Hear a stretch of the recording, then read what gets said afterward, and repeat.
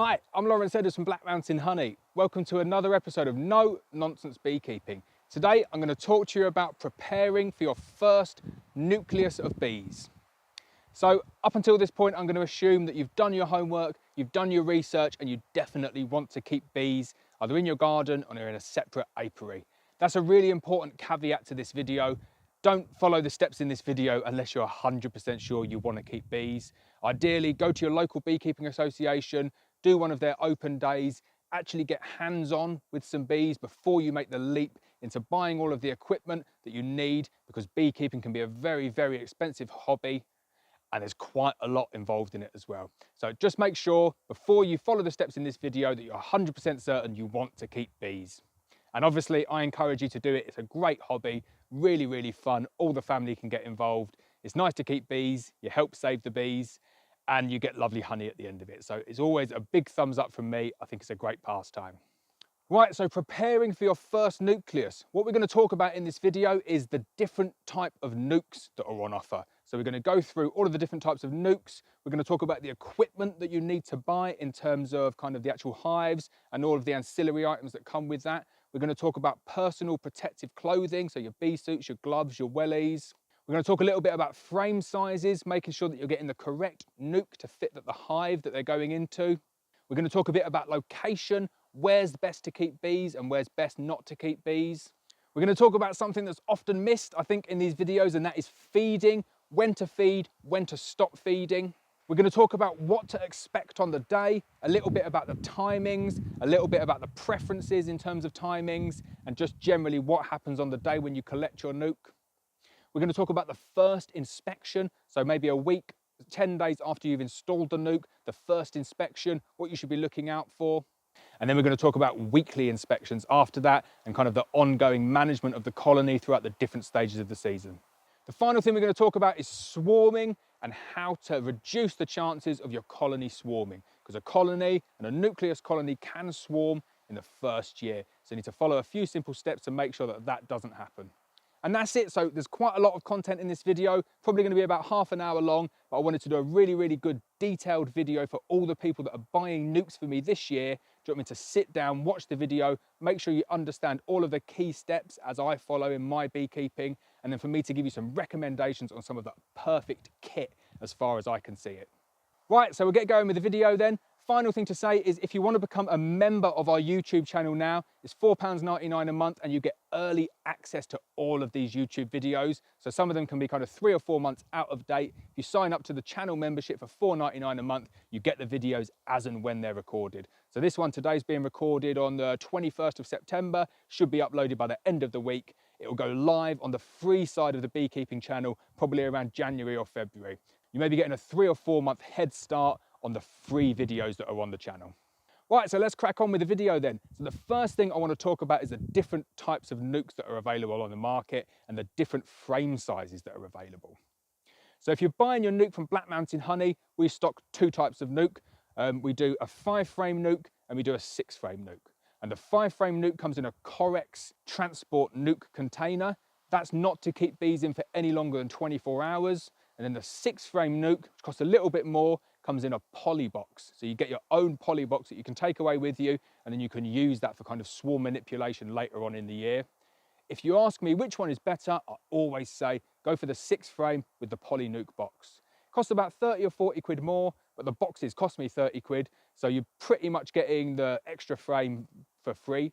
The colonies don't get moved out of the boxes that they overwinter in. So it's just a lot more kind of easier on the bees. There's no transport required. I would always say go for the 6-frame option and always go for the poly box option. Gives you a lot of additional benefits in terms of on the day as well when you're transferring these colonies over. We send out a number of these 6-frame poly nukes in the post and they're fine for kind of like 24 hours in the postal system. But then when you get them home, you've probably got like up to a couple of weeks, depending on the size of the colony. You can just leave them in the poly box for a couple of weeks and then you can transfer them over into their full hive. So as a choice between a 5-frame and a 6-frame, or a Corex nuke and a poly nuke, I'd always go with the 6-frame poly nuke option. Now, in terms of frame sizing, this is a really easy mistake to make. Make sure you choose your frame sizing. That's the first thing you need to do. So say, right, I want to keep bees. Next thing is, what's the frame sizing I'm going to use? And the most popular frame sizing in the UK is the standard national sizing. We only sell bees and nucleus colonies on standard national sizing. We don't do them on shallows, which is what we use for supers. We don't do them on 14 by 12, which is actually what we use, like this colony here is on a 14 by 12. We don't sell nukes on 14 by 12 format unless you kind of specifically ask us for that, and then we can put together a package for you. We sell them on standard national deep frames. Not Langstroth, not commercial, not Dadant, not Manly, none of the other frames. We use national frames. And the reason we do that is because that is what the majority of people in the UK use. No other reason. There are much better frames than national, but don't let that put you off. The kit in the UK is designed for the national market, and the kit in the UK for the national market is the cheapest that you will get. So I would recommend a national frame hive. So in terms of where you're getting your nukes from, obviously I'd like to recommend Black Mountain Honey as your nuke supplier. We do nukes for collection and we do nukes for delivery now. So anywhere across the UK, we can supply you with nukes. If you're not going to get it from me, and I do have a very, very limited amount left at the moment, so the chances are you're probably not, just try and get them from a reputable breeder. I mean, someone who's not going to give you, put together kind of a nuke for 100 quid and give you like loads of old rubbish frames and give you like a swarm that they captured last year. The main important thing that you're getting with that colony is you want to see a good amount of stores. You want at least 3 frames of brood, preferably 4 frames of brood. You want nice healthy brood. You want an overwintered queen from the previous year. So for 2021, you want a 2020 queen. Just make sure you're getting it from a reputable breeder. Make sure that it's on the correct frame sizing. So let's talk a little bit about the equipment that you need. Now, I suspect if you've kind of already placed an order for a nuke, you would have bought a lot of this equipment. If you haven't, wait for the sales. They get a lot of good sales kind of later on in the year, especially around the kind of December, January time. So just into the new year, kind of first 2 weeks of January, you can pick up some really good sales. You can go for a wooden hive or you can go for a poly hive. I have no preference really over the two. They're both really good hives. It's completely dependent on your situation and what you want to get out of your bees. There are benefits to one and benefits to the other, and I've done a separate video. I'll pop it up in the corner, poly versus wood, but just make sure you buy the hive and it's on the correct format, so a national hive in poly or wood. Now, if you wanted me to commit to a specific hive, I'm happy to do that, and I would go with an Abello poly hive. That's my kind of hive of choice at the moment, and that is the hive. If I was going to go out and buy a hive, I would go with the Abello poly hive. Comes with a floor, a brood box, a queen excluder, 2 supers and a roof. Comes in a variety of colours, has loads of really good benefits in terms of the poly, but also it's compatible with all of the other wooden stuff that you get, like crown boards and queen excluders. So other things you're going to need a smoker. Now, I wouldn't worry too much about spending a load of money on a smoker. You can pick up some really rubbishy ones from like 5 or 6 quid, up to 50 or 60 quid for like a really good quality Dadant one. If you've got 1 or 2 hives though, you know what I mean? I would just get a really cheap smoker. They're cheap and cheerful. The bigger ones, all you really get out of the bigger ones is kind of longevity of the smoke. So the smoke lasts considerably longer. If you're just inspecting 1 or 2 hives, just go for one of the cheaper ones. Really kind of doesn't make a massive difference. Go down to Simon the Beekeeper, go down to Abello, pick up one of their cheapest smokers that they do, and that should see you good for at least a couple of seasons. See if you like the hobby, and then you can upgrade your smoker at a later date. The smoker that I use, or the smoker that I ran over recently, so I'm using my backup now, but I'm going to buy a new one, is the Dadant XL. That's my favourite smoker. It's about 50 or 60 quid, but it's built to last as long as you don't try and run over it in your pickup truck, and you can fill it up, and mine lasts for 3 or 4 hours at a time. You don't need to keep on going back and refilling it. So that's definitely my vote for the smoker. Then again, you need a hive tool. That's the next on the list of equipment. Choose a hive tool. It doesn't make a huge amount of difference which hive tool you get. Some people like the J-shaped ones, some people like the regular shaped ones. I like mine that kind of sits on my little strap. It really doesn't make a massive difference. If I had to make a choice, I'd go with just the regular hive tool. I'll show you a picture of it there, but they're all much of a muchness. The J-shaped tools are good, but they do force you into levering the frames in a bit of an unnatural way. And you speak to some commercial bee farmers, they really don't like the J-shaped ones because it leads to a lot more frame breakages, which isn't a good thing. So I would just go with a standard, cheap as you like, hive tool. Now, a quick thing that I forgot to say about the hives is that if you're buying your hives second-hand, make sure you sterilize them. So if you're getting a wooden one, you want to scorch it with a blowtorch. If you're getting a poly one, make sure you kind of submerge it in some water with some bleach. You want to kill off all bacteria, all kind of spores of any type. The only thing it's not going to kill off is AFB. If there's any suspected AFB, you want to burn all the equipment anyway. New kit is definitely better, and the price between new kit and old kit isn't massive anyway, so I would always recommend new kit. But if you're using second-hand kit, make sure you sterilise it.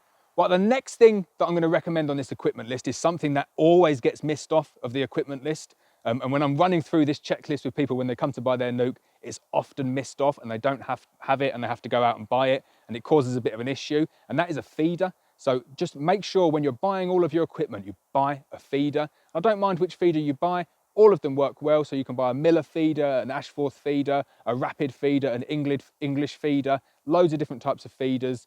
You can have a frame feeder if that's what you want. My recommendation is, again, an Ashforth feeder. So a Bellow do one, Swente do one, Paynes and Maysmore do one. So if you've gone with a Paynes or Maysmore hive, get the feeder to fit their hive. But I would always recommend get the biggest feeder that you possibly can and get it from day one. It's a really important piece of kit, something that's often forgotten. Now, when you're buying your kit as well, it comes with 2 supers. Chances are you're probably going to only really need 2 supers in the first year. If you can get some extra supers at a cheap price, I'd get them. I think a good average to aim for each hive is 4 supers. That's what we use here at Black Mountain Honey. We make sure that we've always got 4 supers per hive. It can catch you out a little bit because some hives use more, some hives use less, and in really busy seasons, it's probably not enough, and you need to extract and then put the boxes back on straight away. But 4 supers is a good average, and if you live down south, you know what I mean, you probably will fill them in at least your second year. So make sure you've got enough spares. While we're talking about spares as well, the other thing that's really important to have is a poly nuke box. That is the #1 best piece of advice that you can keep.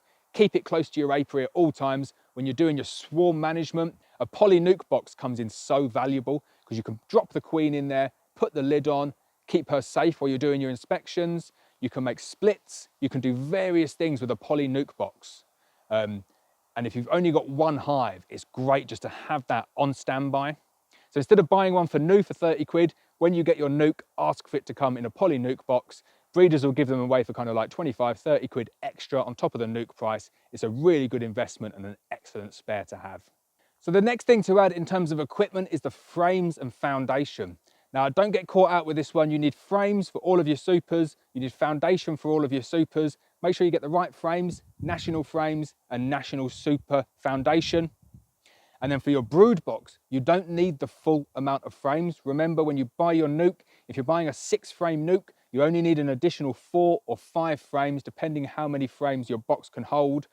So you don't need to buy all of them. So what we do at Black Mountain Honey is that we can offer you the chance to buy those additional frames and foundation at cost price. So as opposed to going away and buying 10 and having 5 that you literally can't do anything with, we'll give you the chance to buy those additional 5 at cost price. So we'll literally sell them to you for the exact same amount of money that we buy them for, and just give them to you when you come to collect your nuke. So we don't do that on our deliveries, unfortunately, because it's really difficult to deliver them, but we can do it on all of our collection orders.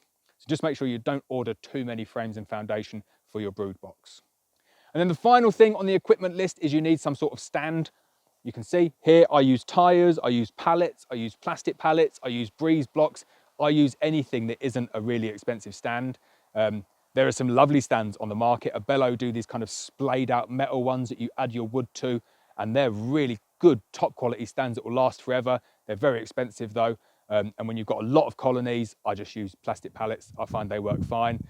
So you can make yourself a nice stand. You can do whatever which way you want to do it, but you need some way to get that hive off the ground. You can see here, do you know what I mean? If it was on the ground, it'd be really difficult to manage, but where I've got that there, it's just at the right height, and then I'm not damaging my back when I'm kind of going and doing my brood inspections. So they're the main things really. There's not a huge amount of equipment that you need when you come to start beekeeping. I've covered the main ones. You need your hive, you need your hive tool, you need your smoker, you need your feeder. Obviously you need to go and buy your nuke, and then you need a stand to put it on. They're the main ones. As soon as you kind of get into beekeeping, you realise there's loads of other stuff to buy. But for the first few weeks, that's the main things that you need covered. Things to not go and buy. Don't start going and buying extraction machinery. Don't go buying uncapping machines. You don't need any of that stuff at the moment. my advice, if you're keeping 1 or 2 hives, you literally do not need anything. Just crush it into a sieve, crush it into some muslin, put some pressure on it, do a crush and strain method. We'll show you in a separate video, and that is how I would extract all of my honey if I just had 1 or 2 hives. Right, so the next thing to talk about is protection equipment. So we're talking bee suit, we're talking gloves, and we're talking wellies or shoes. So we'll start off with the bee suit. My advice, definitely go for a top to bottom bee suit, a full body bee suit. You know, I love my BBwear Ultra suit, but it is a little bit pricey. And I think if you've just got 1 or 2 hives in the garden that are a nice temperament, potentially a little bit of overkill. I would, however, recommend the BBwear Classic top to bottom full suit. It's built so well, that would be my recommendation. I wouldn't go for a smock. I used to use a smock and the bees just get up there. It's not nice, especially if you ever come across some nasty bees. It's much easier, and my recommendation would be a top to bottom full bee suit, and then you're well protected. Next thing is gloves. Now, if you can start off using nitrile gloves and make sure that they don't get up your wrists, that is definitely the way forward. It's by far and away the most hygienic way to deal with your bees. That would be my recommendation. The next one is they do what's called a mapper rubber glove, and you've probably seen me using these in my videos. So that's the blue glove that comes down to about there, and then you have like a fabric section there. They're about 10 or 12 pounds each, and they last for ages. I'll probably get through 2 or 3 of those in a season before I start kind of like snapping them on hive ratchet straps and things and making holes in them. But they're really, really good. What I wouldn't recommend is anything that you can't wash without heavily degrading it. So don't go for a leather, goatskin leather or calves leather. Don't be fooled into thinking you're going to get kind of a better feel for your bees by using leather. If you want a better feel, use a nitrile glove. If a nitrile glove is too thin for you, with a stinging you through it, you can use a marigold, just kitchen washing up marigolds. They're really good as well. And then I would use the mapper glove. So if you want my recommendation, it's a blue long sleeve nitrile glove. That's what I would go for. If they're stinging you through that, try a marigold. If you still can't get on with the marigolds, go for a blue napper glove, and they're the 3 that I would go for. Final one is footwear, and I always say go with wellies. Wellies is definitely the way forward. I know some people don't like wellies. They say it doesn't give them enough support, but I say you're not using the right wellie. So the wellie that we use is an Agile, if I'm pronouncing that correctly, Parkour's Outlast. This is the picture of them here. They're not cheap. Do you know what I mean? I use them because we go out on loads of hikes. We take the dog for a walk. They're excellent, really good wellies. They've got an amazing, it's called an Outlast lining. It wicks the sweat away so you don't get really hot in them. It's got excellent ankle support, really good sizing. Most importantly though, the bees can't get in there, and you don't get any fatigue and any splits. Always wear your trousers on the outside of the wellie, just so you can see the bottom part as a shoe, and then you've got excellent protection. So good protection on the gloves, get the right wellies, get the right bee suit, full bee suit, and you'll be protected from any bee stings. But obviously, I'm just going to throw the caveat in there now, you will get stung. Bees sting you, and at different times of the year, they get grumpy. There might be not enough food around, or they might not like the forage that's available, or it might be too hot, or it might be too cold. You'll get stung. As a beekeeper, you will get stung, so you just need to be prepared for that. And if you have a really bad allergy, beekeeping is definitely not for you. You shouldn't keep bees if you're allergic to bees. Right, the next one is location. Have a real long, hard think about where you're going to keep your bees. Plan it out before the day. Don't just kind of think that's where I'm going to keep my bees. Put it there, set up your hive there. Imagine the bees flying in and out of it. Imagine what it's like on a really busy day. Check out some of my videos and see what the colonies are like on a busy day. Do you want that kind of activity on your patio? Because even the best, nicest, gentlest bees, do you know what I mean? If they come flying past and get stuck in your hair, they think they're being attacked and they will sting you. So if you've got kids or grandkids or anything like that playing around in your garden, I wouldn't suggest putting bees in the garden. It's just something that I wouldn't do. And I say that from experience because I've had lots and lots of bees in my garden. Now, that's not to say that it doesn't work in gardens. Not all gardens are the same. If you've got the space to do it in your garden, that's great and you can make it work. I had a chap last year, bought a colony from me called Simon, and I know he's happy for me to share this video with you. So I'll put it up there now. He built the most amazing contraption in his garden. And what he did is he put some posts in the ground. He put some clear perspex up. And what it did is he built like an artificial screen to stop the bees flying in the direction he didn't want them to fly. So he's put the bees right up against a fence. put some nice clear perspex along the side. So what he can do is he can stand there behind the perspex, watch the bees, get all of the benefits and the nice things about watching the bees, but the bees have to come out and go and fly off in that direction, and there's just no issue in terms of the flight path. So it can work in the garden, just have a long, hard think about it. Once you've put your bees in there and once you've installed the bees, and we'll cover that later on in the video, you cannot say, right, I want to move them from over there 10 meters in the other direction. You just can't do that with bees. They know where you've put them and they remember that location. They won't find the hive. So unless you want to kind of move it a foot a day and kind of gradually move it to the new position, which can be really frustrating and awkward, I would just make sure you get the correct position as soon as you possibly can. And my advice, like we're doing in this video, I'm giving you my top tips and my advice as well. Find an out apiary. It makes beekeeping so much easier if you can find someone else's land to keep your bees on, a farmland, somewhere out the way, some woodland. Loads of people want bees on their land and they don't want to have to manage them.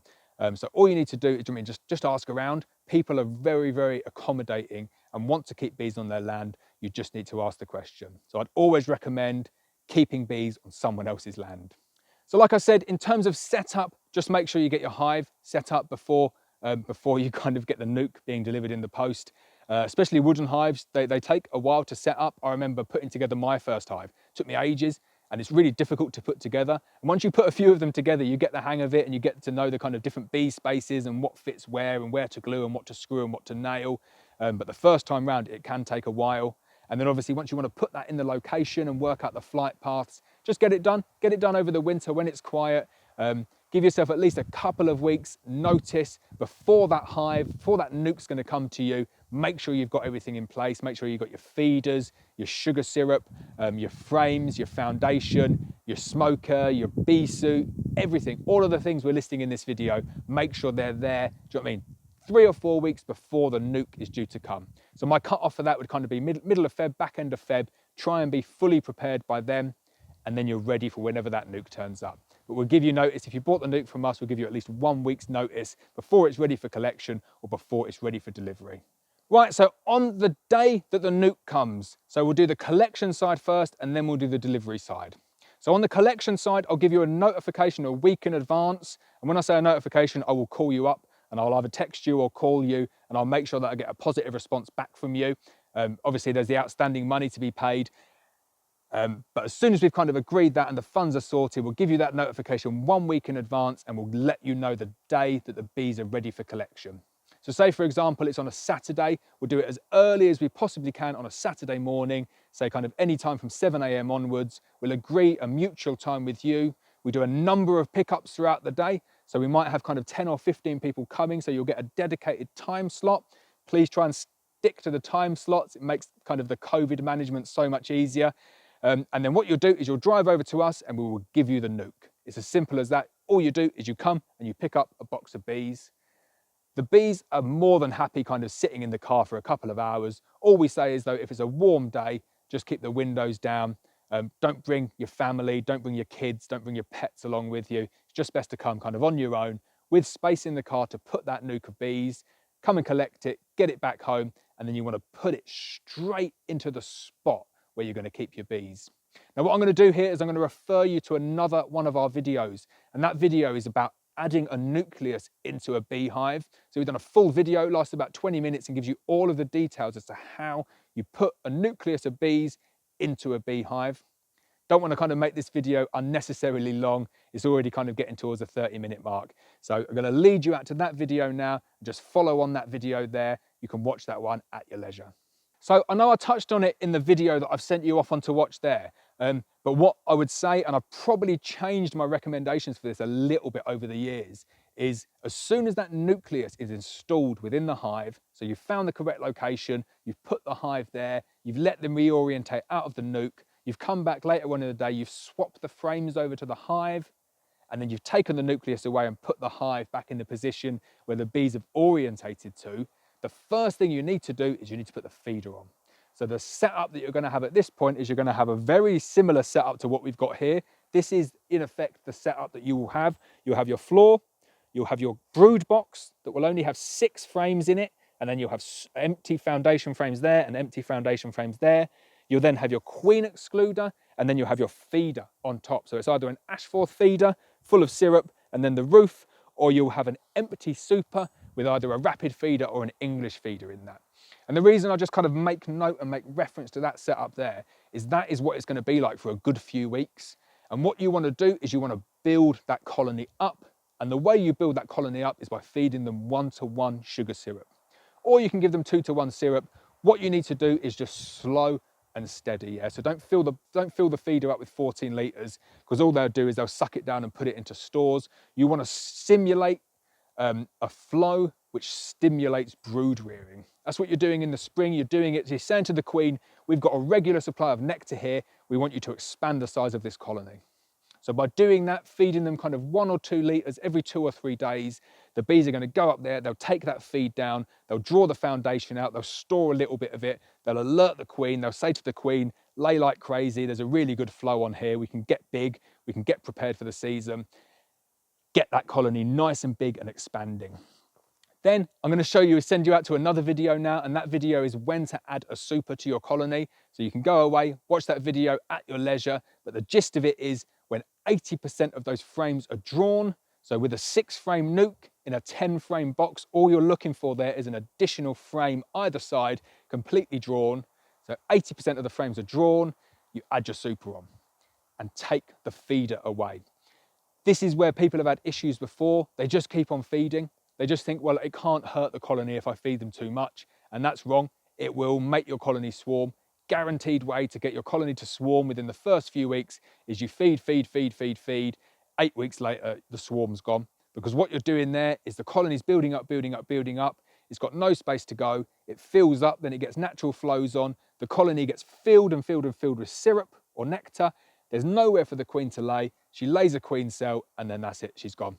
That is how to make your colony swarm. So follow that advice. You want to feed the colony as best as you can, get them to build up to 80% of the frames drawn out, take the feeder away, queen excluder on, super on, and then you monitor, then you're into your inspections.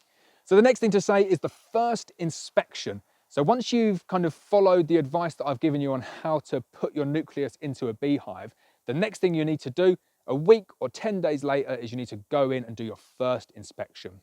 Now we're going to do a new video of this later on in the year. We've not done this video yet. We're going to do a video of detailing exactly what to do on your first inspection. But here is a kind of like a bit of a preview of that video. And all I'm going to say is don't worry about seeing the queen. That's really not that important. Yeah, you don't need to see the queen. What you're looking out for is you don't want to see any queen cells. Yeah, so 10 days later, no queen cells. And 10 days later, you want to see eggs. If you see eggs and no queen cells, that colony is exactly where you need it to be. And you can just close the colony up and continue feeding them if they need it, or you can take the feeder away and put the super on.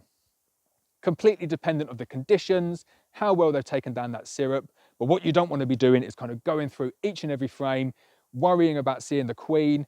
All you're likely to do in that situation is to damage the queen, and that's not what you want to do. So just look out for the eggs, make sure there's no queen cells, close them up. Then you're moving into weekly inspections, and this is really important, yeah? Beekeeping is about regular weekly inspections and giving the colony what they need after you've done your inspection. So you want to get in there, just get into a routine at the same time every single week. We do ours on a Saturday morning. We go around every single colony and we know we're on 7-day intervals. That way, very unlikely to lose a swarm. Not to say that you might not have missed a queen cell or one might be forming literally the day that you're there and you miss it. But the chances are you won't kind of get any swarming if you do those 7-day intervals. And then what you need to do is you need to take immediate action as soon as you see a swarm cell. So we've got loads of videos on that. Take a look at some of the swarm management videos that we do. Colonies can swarm in their first year. I know people say that it's highly unlikely. It's not. Like, colonies will swarm whenever they want. That is what bees do. We try and breed our bees as best as we possibly can to stop them from swarming. So we don't kind of make splits from swarmy colonies because we think that breeds excessive swarminess into them. We make on-demand splits from colonies that show signs of non-swarminess. So we're trying to breed that out of the bees, but ultimately bees will swarm. But we try our very best to stop that happening. So we've got loads of videos on kind of how to do your weekly inspections and what to look out for, and I'll feed them up in the top left-hand corner. Take a look at some of the other videos we do. Loads of information at Black Mountain Honey on how to manage your colonies. So the final thing to say in this video is enjoy your bees. Don't get too stressed out about it like I sometimes do. Like, it's supposed to be a hobby. It's a really nice thing to do. It's great for your mental health to go out there, enjoy your bees, take your time over it. Don't get stressed out about finding things like you find a swarm cell or something's not gone right. You learn from it and see it as a kind of challenge. You know what I mean? If you see a swarm cell, what can you do differently next time? How can you manage that to kind of maintain honey production? Can you do a demarray? Do you want to do a split and then you've got 2 colonies? I mean, it's really interesting. You can just see everything as a challenge, but it can be very easy to get stressed out about stuff. So my main tips are, you want to avoid that colony swarming as best as you possibly can. But the ultimate aim is you want to keep that colony alive. That's your ultimate aim. You want to get it through the year, get it through the next year, maybe make some splits from it, and then you become self-sufficient in your bees. So final couple of other things to say is varroa treatments. So we do an apivar treatment in autumn on our bees. We also do an apibioxal treatment, which is like an oxalic vaporization treatment in December. So when you get your bees in April or May, the mite load should be relatively low. There will be mites there because there's mites on every single colony of beehives in the UK. The management of the varroa mite is about keeping that level as low as it possibly can be. Once you get that nuke, the responsibility is yours to keep that level of mites low. So if you get that nuke and then you don't treat, the chances are within a couple of years that colony will fail due to high varroa load. So what I would recommend in terms of a varroa treatment is using an apivar, so it's an amatraz, which is a miticide treatment after you've taken your honey supers off around August time, and then preferably an apibioxal, so an oxalic-based treatment around December when there's minimal brood. And those 2 treatments are really easy to administer, really quick, and they keep that level down to a manageable level within the colony. So I hope that's been useful for you, and I really hope your adventure into beekeeping is a successful one. Final word of warning is that it's massively addictive. So if this is your first year in beekeeping, just remember this video when you're watching it and you're getting your first nuke and how excited you are. And then fast forward 12 months or 24 months, you'll have 6 hives, or almost guaranteed to have 6 hives in that time. It's addictive. You split the bees, you take over colonies from someone else, and before you know it, you're kind of into the bee farming business and you're supplying honey to everyone across your region. But it's really great. Just kind of embrace it. The biggest challenge, and my biggest challenge in beekeeping, is keeping the numbers of bees down. Exponential expansion is really, really easy with bees. You just have to add hives and feed, and you can turn 10 hives into 1,000 hives in a few years. The difficult thing is saying, right, I've got 100 hives, or I've got 10 hives or 5 hives, and next year I want to have the same amount of hives. That is the real challenge of beekeeping. And if you can crack that early on in beekeeping, so you just got 1 or 2 hives and you want to stay at 1 or 2 hives, you've pretty much mastered it. That is what the best beekeepers do, is they don't make unnecessary splits, because the splits that you make will damage and hurt your honey production. So I hope you've enjoyed this video.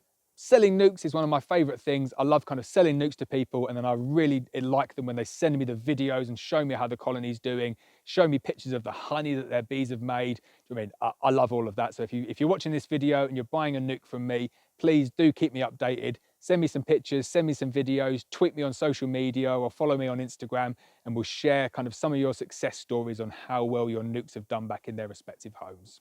So thanks for watching my video. As always, please hit the subscribe button, especially for the people who are new beekeepers. We do new videos every single week. We've got over 130 videos on our YouTube channel covering pretty much every beekeeping topic you can wish for.